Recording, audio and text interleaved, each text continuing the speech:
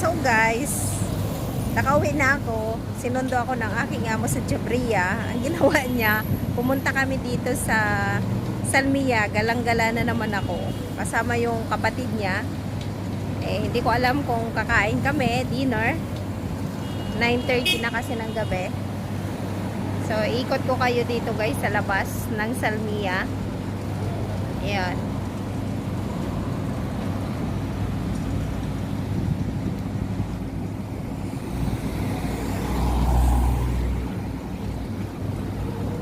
Andun sila, ayan na palabas ng magkapatid. Ayun.